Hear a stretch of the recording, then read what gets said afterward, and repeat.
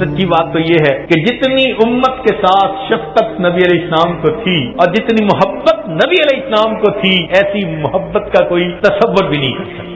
آپ ذرا غور کیجئے، دنیا میں جتنی محبتیں ہیں سب غرض والی محبتیں، میاں بیوی کی محبت غرض، بیوی کو خاوند کی ضرورت ہے، خاوند کو بیوی کی ضرورت، اولاد ماں باپ کی محبت غرض، اولاد کو ماں کی ضرورت ہے، باپ کی، ماں باپ کو اولاد کی ضرورت ہے، حتیٰ کہ اگر استاد شاگرد کی محبت ہے تو وہ بھی غرض کی۔ کیوں؟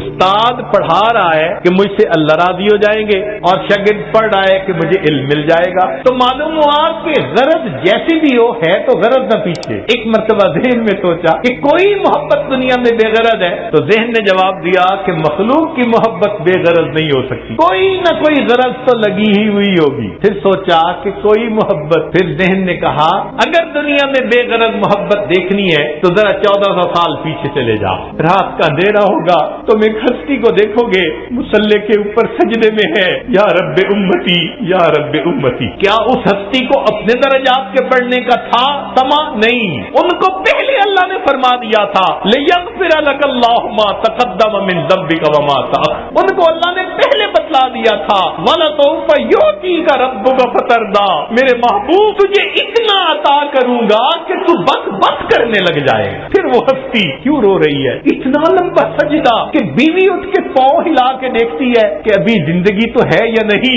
یہ کیوں رو رہے ہیں؟ یہ امت کے اوپر شفقت کی وجہ سے رو رہے ہیں۔ نبی علیہ السلام کو امت کے ساتھ ایسی محبت، اس لیے قیامت کے دن انبیاء بھی نفسا نفسی پکارتے ہوں گے، ایک اللہ کے حبیب ہوں گے جو اس دن بھی امتی امتی فرما رہے ہیں۔ اللہ کے حبیب صلی اللہ علیہ وسلم کو اس قدر امت کے ساتھ شفقت و محبت تھی۔ سوشل میڈیا پر سب سے قدیم اور سب سے ریلائبل برانڈ درسقرآن.com